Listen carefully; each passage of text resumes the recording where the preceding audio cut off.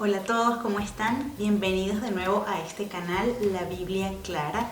El día de hoy vamos a continuar, mejor dicho, a comenzar a estudiar la carta de Judas. Si son nuevos en este canal, les quiero recomendar que vayan al video anterior que voy a dejar aquí en la cajita de información, en donde hago una introducción a lo que es esta carta y explico por qué pienso que es de urgente estudio por todos los cristianos. Hoy no voy a salir en la cámara porque quiero que nos enfoquemos en la Biblia, quiero que nos enfoquemos en leer esta carta juntos.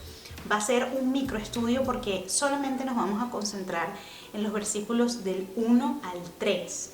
Y de verdad que no tienen idea de cuánto material hay que sacarle, cuánto aprendizaje, cuánto Dios nos puede hablar solamente con el versículo 1, con el versículo 2 y bueno, y el 3 realmente para mí es un poco la base de esta carta, o por lo menos lo que a mí más me impactó. En el video pasado yo les conté que la forma en la que yo estudié esta carta fue apoyándome en este material de estudio bíblico por Jackie Hill Perry, que se llama Judas contendiendo por la fe en la cultura de hoy. Y realmente fue la mejor herramienta con la que pude haber estudiado esta carta. Siento que fue tan profunda, tan aplicable a mi vida y a la cultura en la que vivimos.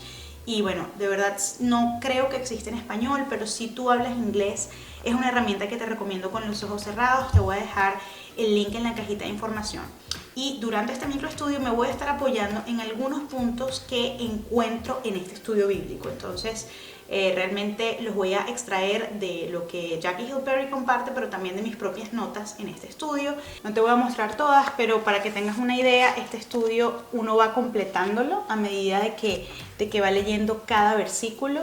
Te va haciendo reflexionar en algunos temas. También hay mucha referencia cruzada con el resto de la Biblia, lo cual me encanta porque hace que lo entendamos de manera mucho más completa y profunda. Y bueno, lo que es una carta que solamente tiene un capítulo, que pensaríamos que no hay demasiado que entender.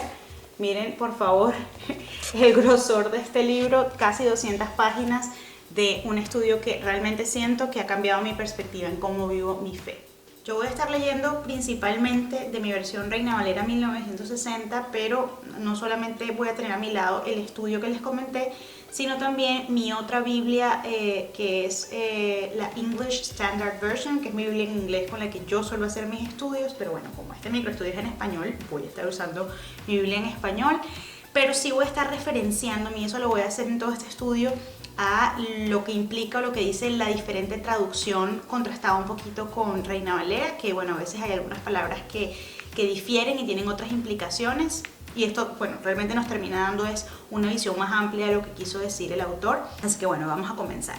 Como les dije, hoy vamos a estudiar del versículo 1 al 3 solamente, y van a ver todo lo que le podemos sacar a esto. Judas, siervo de Jesucristo y hermano de Jacobo, a los llamados, santificados en Dios Padre y guardados en Jesucristo. Misericordia y paz y amor os sean multiplicados. Amados, por la gran solicitud que tenía de escribiros acerca de nuestra común salvación, me ha sido necesario escribiros exhortándoos que contendáis ardientemente por la fe que ha sido una vez dada a los santos. Solamente eso es lo que vamos a estudiar hoy. Yo tengo ya algunas palabras resaltadas, pero quiero detenerme con ustedes en su significado. Como la inmensa mayoría de las cartas del Nuevo Testamento, no todas, pero el autor comienza identificándose a sí mismo.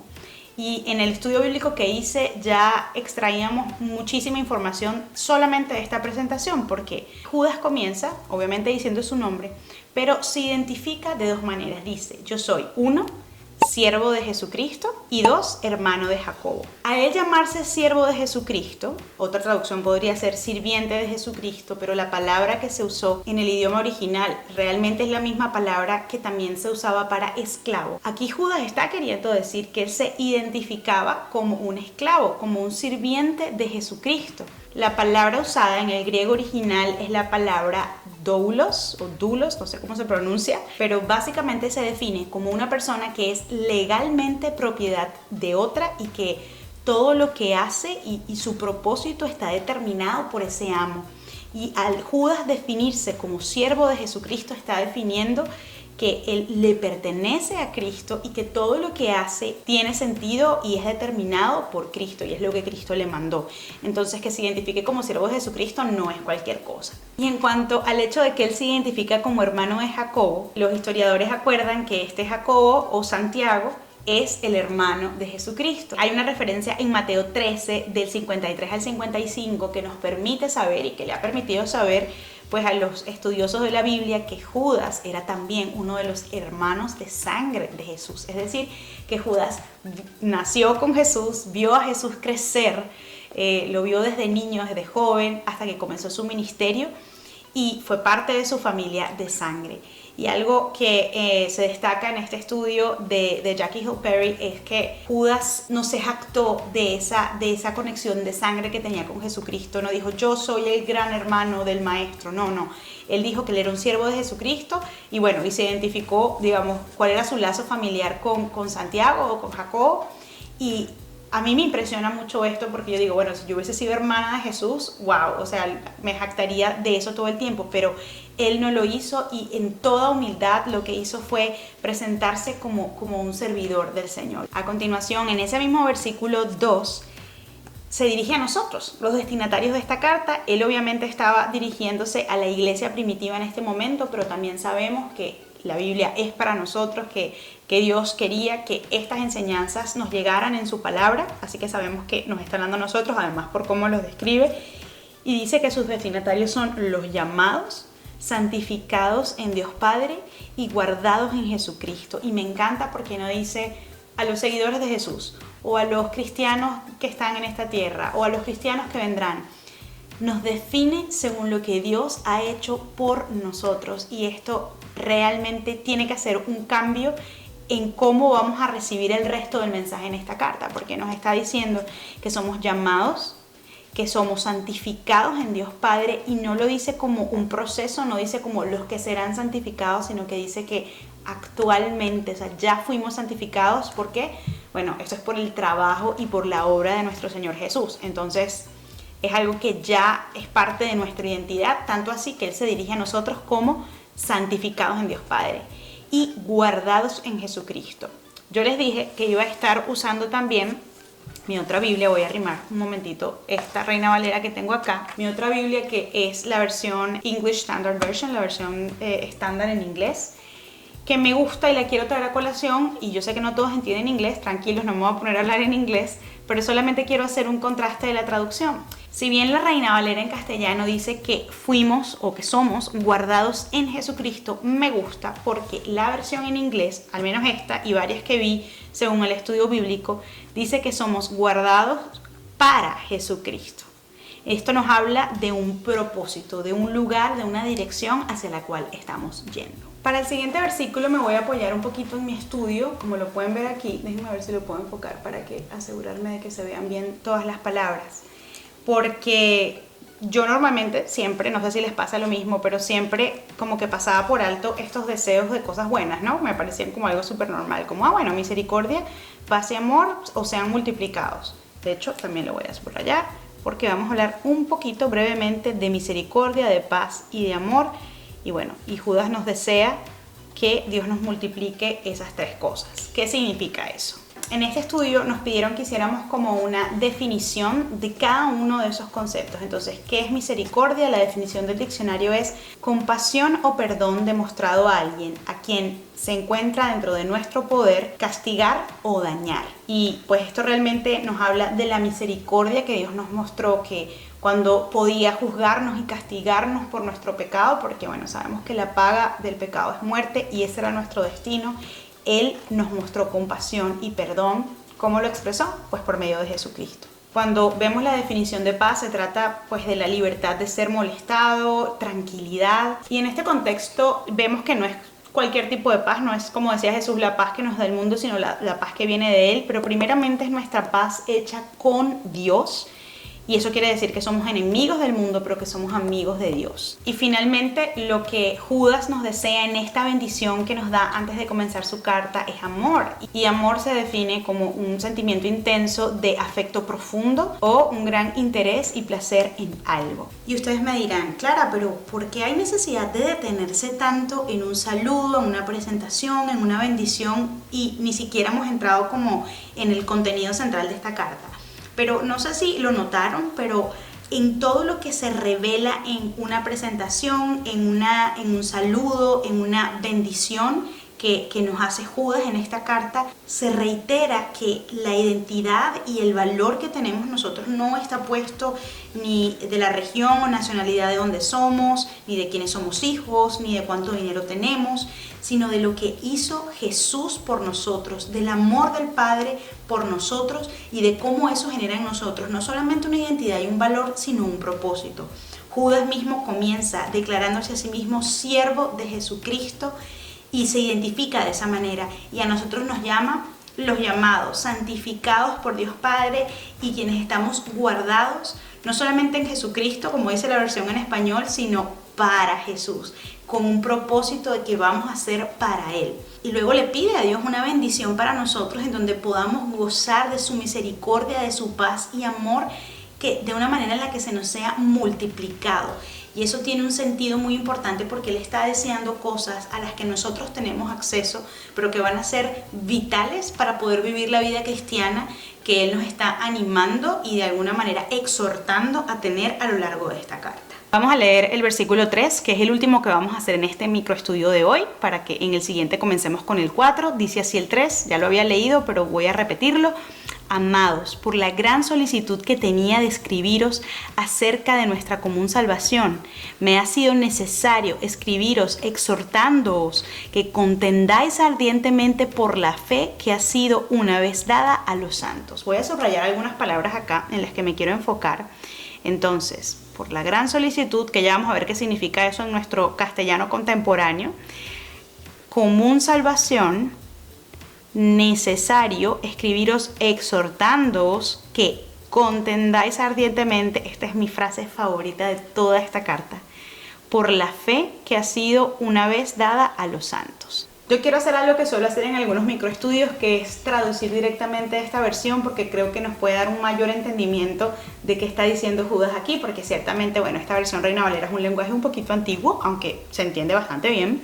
Dice en esta versión: queridos amigos, a pesar de que estaba ansioso de escribirles acerca de la salvación que compartimos, encontré necesario escribir apelando a ustedes a contender por la fe que le fue entregada a los santos de una vez por todas. Judas aquí básicamente lo que les está diciendo es: miren, yo tenía planes de escribirles a ustedes acerca de nuestra común salvación, es decir, de hablar con ustedes, de compartir con ustedes acerca de estos temas que disfrutamos y que nos han sido dados por gracia y por regalo, que es nuestra salvación común. Pero resulta que ha sucedido algo más urgente que me ha forzado a escribirles acerca de otra cosa, que básicamente es cuando les dice: los estoy exhortando a contender ardientemente por la fe que se les entregó. Chicos, yo creo que yo me podría quedar en este versículo por días, porque les soy honesta, es mi favorito de toda la carta de Judas, pero quizá lo haga al final cuando hagamos como una conclusión de todo el estudio, pero por ahora quiero que nos concentremos en algunas cosas. La definición de la palabra contender en este contexto de la carta que escribe Judas es la palabra griega agonizomai, que viene de la raíz del término inglés agonizar, pero bueno, en español también es agonizar, que significa propiamente luchar como involucrado en un concurso atlético intenso o en una batalla. Entonces, contender tiene un contexto de conflicto, tiene un contexto de pelea, de que quieres lograr algo, pero vamos a entender qué quiere decir en este contexto concreto. En esta parte del estudio a mí me gustó muchísimo porque nos pidieron que reconociéramos qué tipo de actitudes y qué tipo de palabras y de abordajes nosotros asociamos con el tema de contender o defender la fe. Y lo primero que yo identifiqué es que muchos cristianos tratamos de defender a Dios como si Dios necesitara ser defendido, y esto realmente no es a lo que Él nos llama. la Biblia nos está llamando a contender por la fe, que es algo muy diferente que defender a Dios, pues algo que Él no necesita. La gente que trata de defender a Dios y se pone a pelear con otras personas por cosas que, bueno, quienes no tienen el Espíritu no van a comprender, normalmente gozan de algunas características y que terminan siendo conocidos por todo menos por su amor a Cristo, que puede ser que están molestos, son irritables, se burlan, interrumpen, son arrogantes, juzgan a la gente, etc. Contender por la fe es diferente a ser contencioso o peleón por la fe. Es algo radicalmente distinto. Hay algunas referencias bíblicas que les voy a dejar por acá que aparecen en el estudio para que ustedes las consulten, que son 1 de Pedro 3:15, 2 de Timoteo, ya va, les voy a mostrar un poquito acá, 2 de Timoteo 2 del 24 al 26, que es donde se describe cómo debe ser un siervo de Dios, cómo debemos nosotros conducirnos en todo lo que hagamos, aún compartiendo a Cristo y aún viviendo de manera fiel a nuestra fe. Y muchas de las características que se encuentran allí es que tenemos que ser amables, tratar a todos con respeto, no deberíamos estar peleando, tenemos inclusive que ser personas enseñables, pacientes, instruir a otros con amabilidad, sabiduría, con gracia. Entonces, alguien que contienda por la fe realmente no es alguien que pelee y que sea el guerrero del Señor, que a mí esa frase la verdad no me convence mucho en cómo Jesús nos llama a vivir nuestra fe, sino más bien alguien que pueda presentar la verdad de Dios con fidelidad e instruir a los demás con amor y gracia. Eso sí, nunca echándose para atrás en la verdad, sino amándola y elevándola, y no solamente con su boca, sino con su vida. Contender por la fe en este contexto va a implicar que yo sea una persona constante y perseverante en este camino, que yo recuerde que se supone que sea una lucha porque estoy compartiendo un mensaje que no es popular y que solo puede ser realmente recibido por medio del Espíritu. Quisiera leerles esta frase que subrayé acá porque realmente me gustó mucho, las voy a traducir, dice: contender por la fe no es lo mismo que ser contencioso por la fe o inclusive ser crítico en el nombre de la fe. Ese no es el carácter de Dios ni el corazón de Judas en esta carta. Él simplemente exhortaba a la iglesia a defender la verdad. Al hacerlo, la iglesia de Dios sería efectivamente la iglesia. Queremos que las personas nos miren a nosotros y vean a Jesús. Y para que vean a Jesús, deben entender la verdad.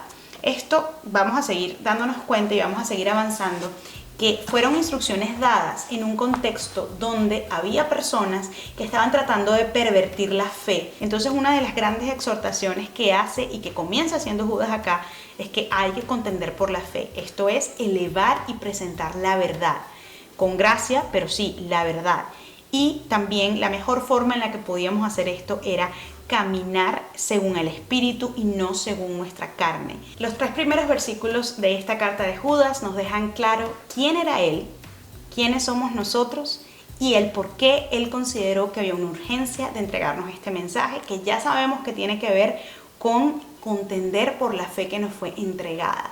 Así que no se trata de ser peleón, no se trata de criticar, no se trata de meterse en debates estériles, pero sí se trata de elevar la fe que se nos dio, elevar la verdad, no solamente predicarla con amor y gracia, sino también vivirla en cuanto y tanto logramos caminar según el Espíritu y su fruto es evidente en nosotros. Ya vamos a ver qué significa a medida que seguimos avanzando en esta carta. Por hoy voy a dejar este microestudio que realmente es como un macroestudio.